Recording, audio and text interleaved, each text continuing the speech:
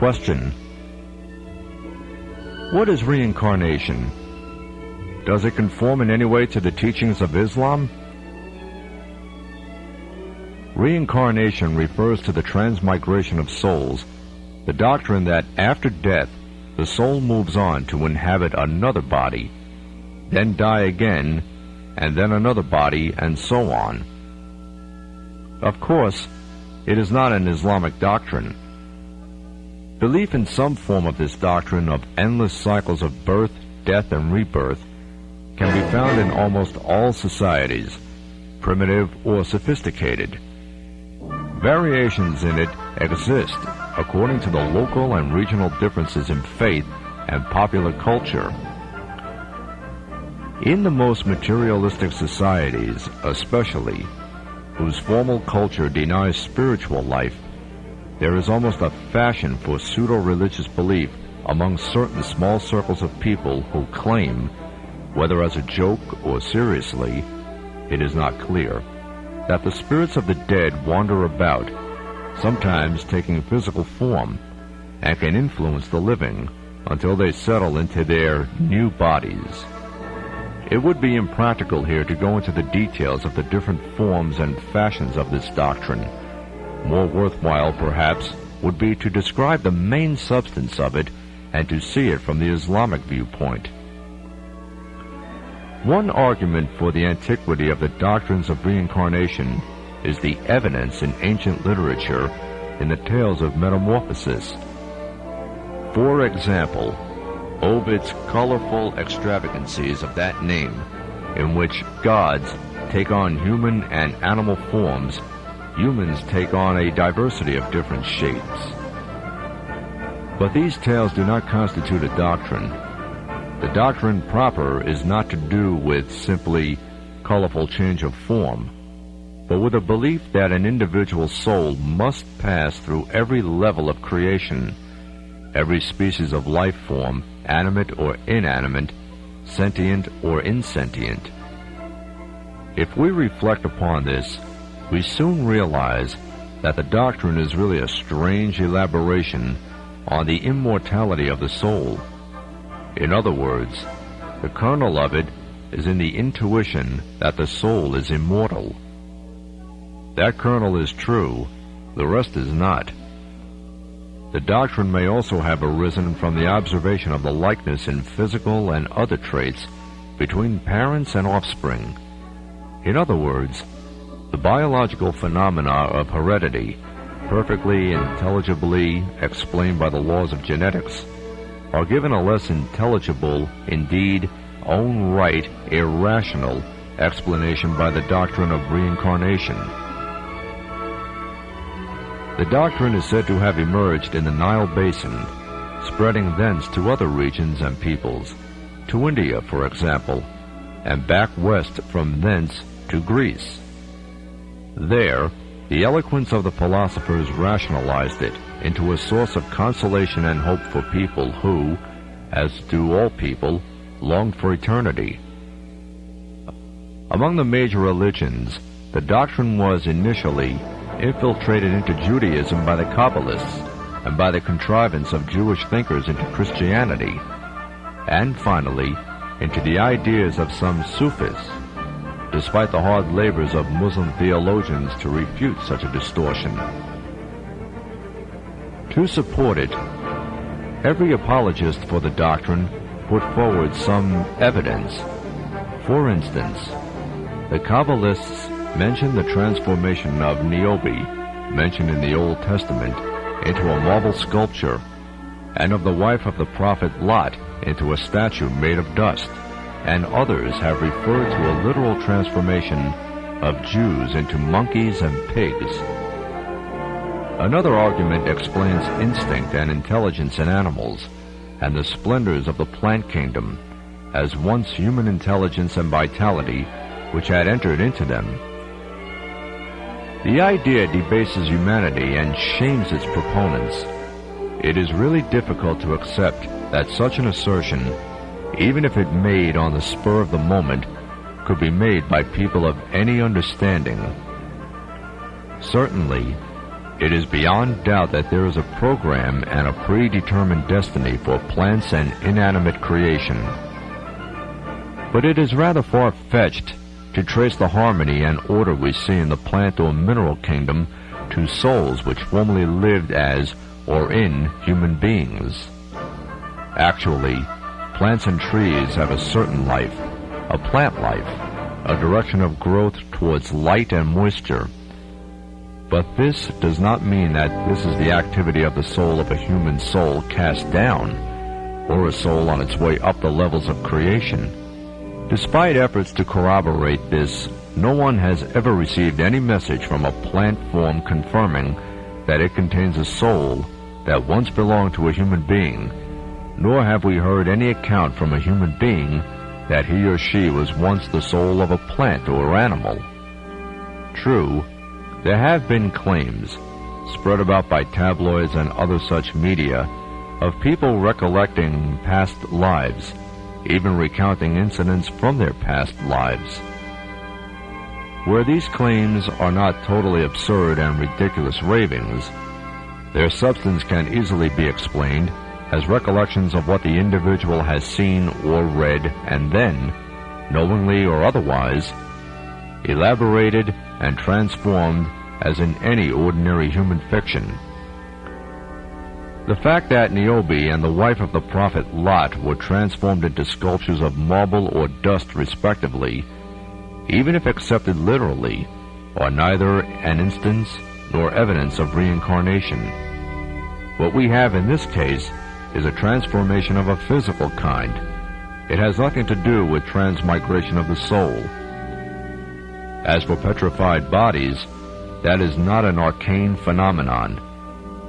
Just such corpses have been found in considerable numbers, preserved by the absolute dryness of volcanic ashes.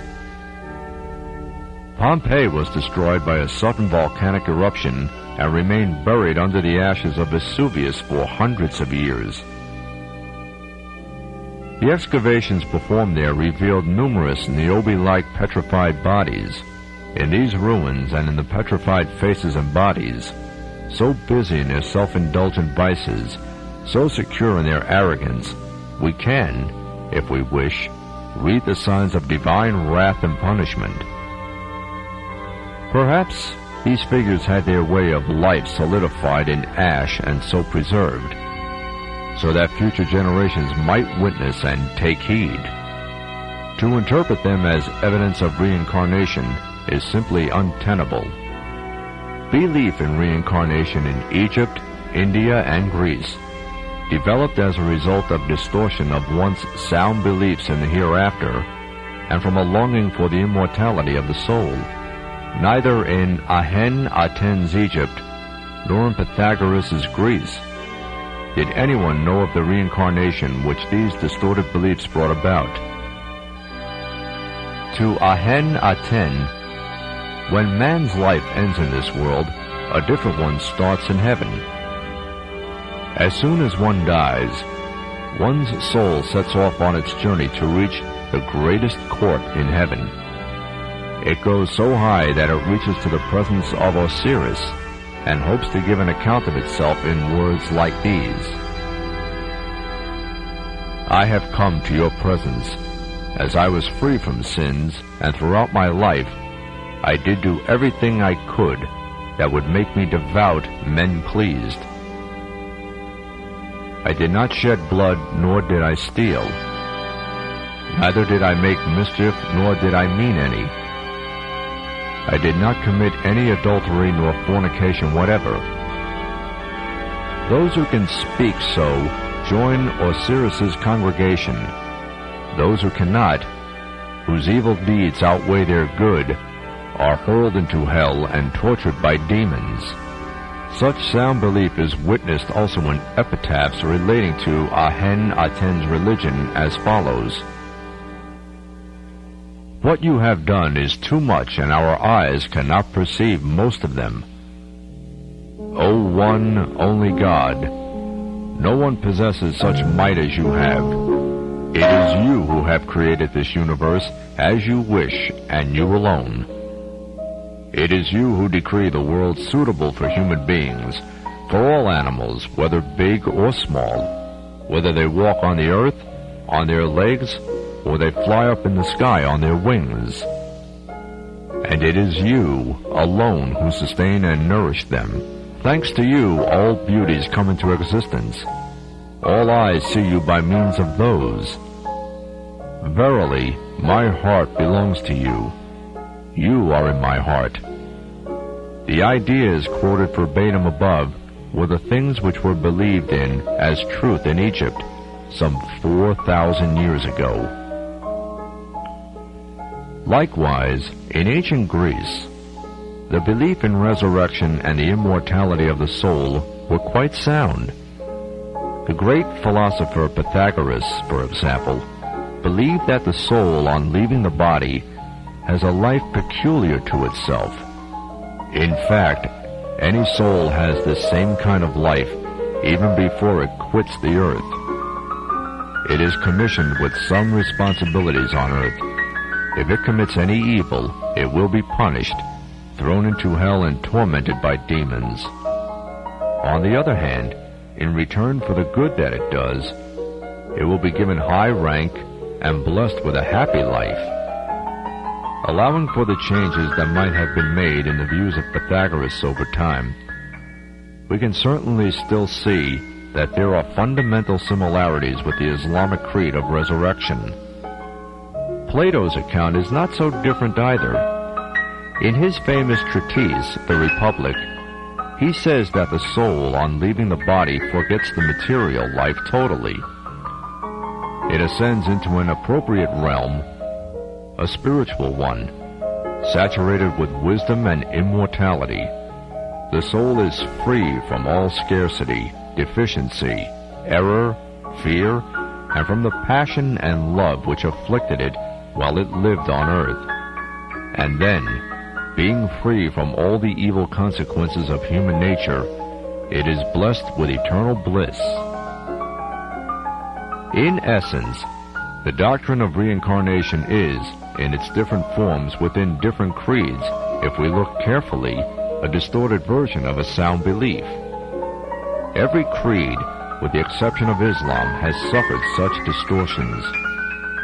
Christianity, for example, once a divinely revealed religion, has been distorted and Jesus Christ defied.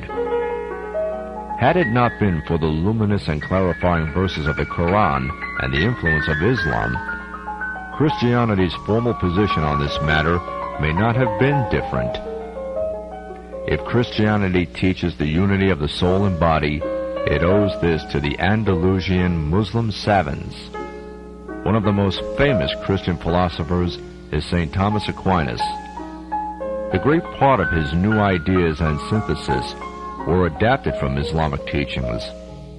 He says in his distinguished book, Summa Theologica, that the key concept of man is that the soul and body are united in an apt composite. He adds that animal souls develop with animal bodies, but that human souls are especially created at some time during early development, and he therefore rejects the abstract speculations of the Neoplatonist school. In a comparable way, no doubt also through unscrupulous translation, away from the original language and subsequent further distinctions, the ancient Egyptian, Indian, and Greek religions became unrecognizable. The doctrine of reincarnation may well be one such alteration from an originally sound conception of the immortality of the soul and its return to the divine judgment. After reincarnation was inscribed into the beliefs of the ancient Egyptians, it became one of the central themes of songs and legends throughout the vicinity of the Nile region. Elaborated further with the eloquent expressions of Greek philosophers, it became, with the expansion of Greek influence, a widespread phenomenon. The Hindus consider matter as the lowest manifestation of Brahma, and deem that the convergence of body and soul is a demeaning of the soul, a decline into evil. However, death is believed to be salvation, a separation from human defects, a possible chance to achieve an ecstatic union with the truth. The Hindus are polytheistic in practice. Their greatest god is Krishna, who is believed to have come in a human figure in order to eradicate evil. Their second greatest god is Vishnu, which means that which can penetrate the human body. According to Hinduism, Vishnu has descended into this world 9 times in different shapes. He is also expected to descend for the 10th time. Since they believe that Vishnu will next come to this world in the shape of an animal, killing any animal is absolutely prohibited. Killing animals is only allowed during war, and the zealots of that religion do not normally eat meat. According to the Vedanta, the most important religious book of the Hindus, the soul is a part, a fragment of Brahma. It will never be able to get rid of suffering and distress until it returns to its origin. Soul achieves gnosis by isolating itself from the ego and all wickedness pertaining to the ego, and by running towards Brahma, just as a river flows down into a sea. When the soul reaches and unites with Brahma, it acquires absolute peace, tranquility, and stillness, another version of which is nirvana in Buddhism. There is an abatement of active seeking, a passivity of soul in the latter, whereas the soul is dynamic in Hinduism. Some Jewish sects adopted reincarnation and appropriated it. After refusing belief in resurrection and judgment, the Jews, who can be inordinately covetous of life, yet remain fascinated by the immortality of the soul as well, could do little else than accept reincarnation. Later, the Kabbalists contrived to transfer it to the Church of Alexandria through certain monastic orders in that region. The doctrine has had negligible effect on the manifestation of Islam. Nevertheless, it was, unfortunately, introduced among Muslims by the Gulate Shia, which is an extremist Shia faction. We set below in the form of a list of points the cardinal reasons why Islam altogether rejects the doctrine of reincarnation. Belief in Islam requires belief in the resurrection and judgment, when justice is meted out to each individual soul according to that individual's record in life. 1. If the individual soul passes into different lives, in which form or personality will it be resurrected, commanded to give account, and rewarded or punished? 2. This world is created for the purpose of test and trial to benefit the soul thereby. One focus of the test is belief in the Ghaib, or the unseen. Under the doctrine of resurrection, those who live a bad life pass into a lower form of life, such as an animal, tree, etc., after death. But in that case, they will know the consequences of their former life, and life as test loses its meaning. To get around this, believers in this doctrine also have to have a doctrine of forgetfulness. The soul forgets its past existence. In that case, for all practical purposes, having had or not having had a past experience is of no consequence to any living creature. Plainly, the doctrine contradicts itself and has no bearing on life as it is lived, except to make the individual accept his condition, whatever it may be, without actively striving for salvation.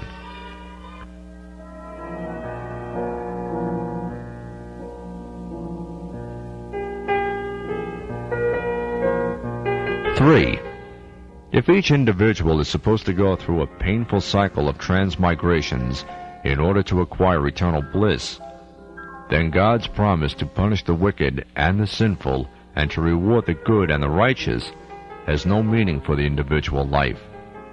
This is unacceptable for providence, and God is far from being vain or futile in his actions.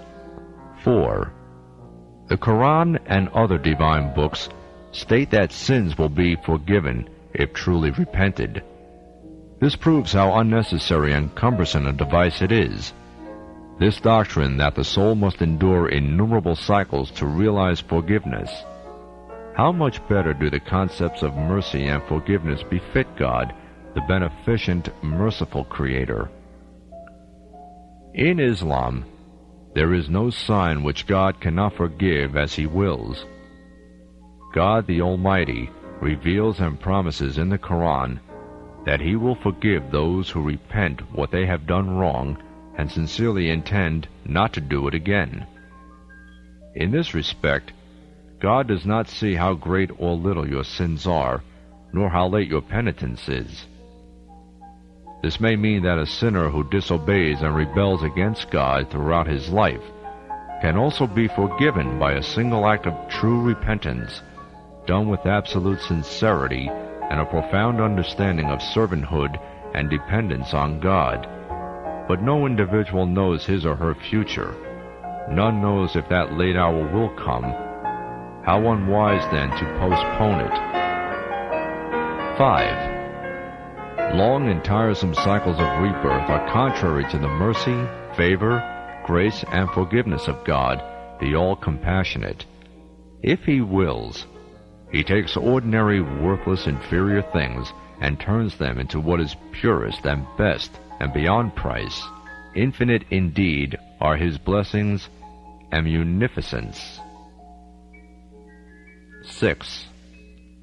Among the followers of the prophets, there have been many who led wicked lives, but who afterwards reformed, and did so within an incredibly short time, then being the revered models of virtue for later generations. After meeting the prophets and embracing the divine message, some of them even surpassed previous followers and came to be more revered than them. This indicates that by the favor of God, one can easily and quickly rise to the summit, even if, previously, one had been of those apparently destined for the pit.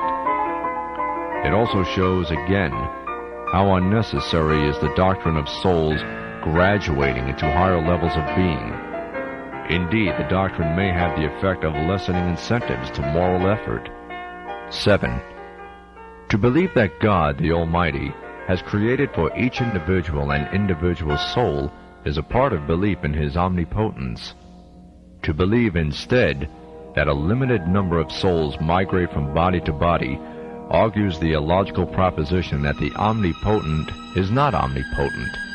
The sheer abundance of life, its infinite variety, its refusal of mere repetition of form is everywhere evident.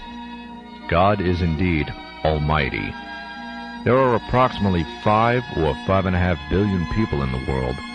In recent times, we have learnt how to prove that each individual is absolutely unique, an idea urged by many verses of the Quran, by looking at fingerprints or gene codes.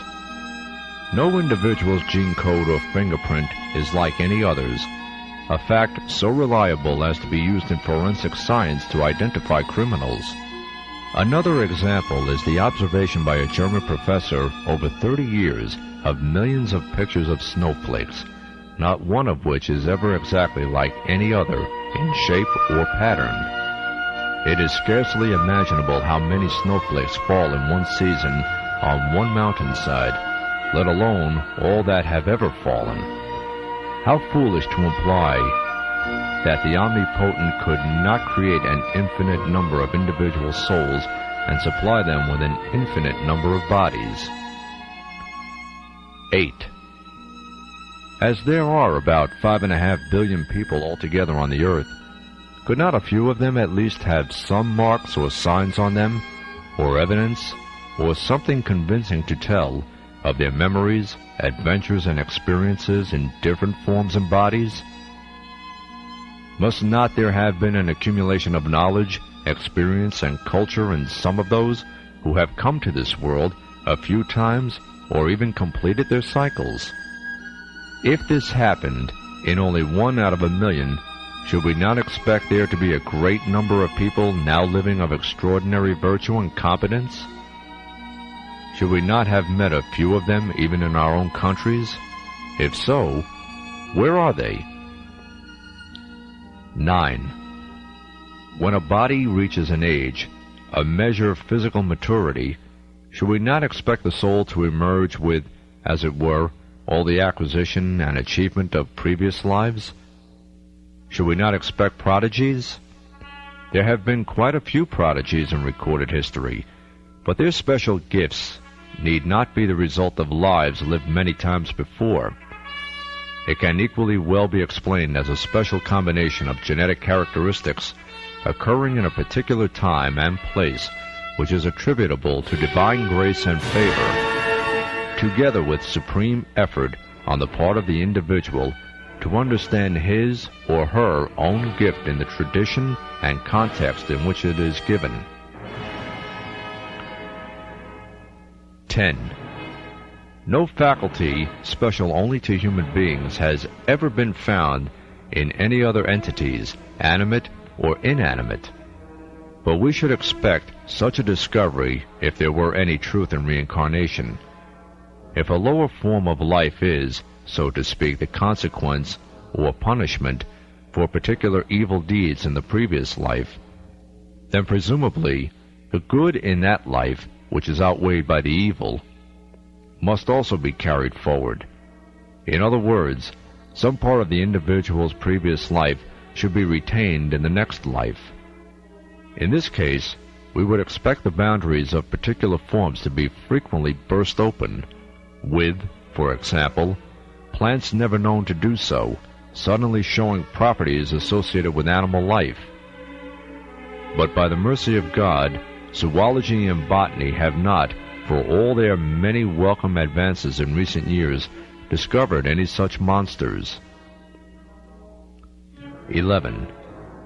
If being a man or animal is the consequence of one's deeds in a former life which first existed, man or animal, the higher or the lower, advocates of the doctrine cannot decide or agree on any form for the first creature, for every generation implies a preceding generation in order that the succeeding generation may be considered as the consequence of the former. And if generation is an evil, as some who believe in reincarnation also believe, why did the whole thing start? Why did life begin at all? Plainly, the doctrine leads again and again to absurdity.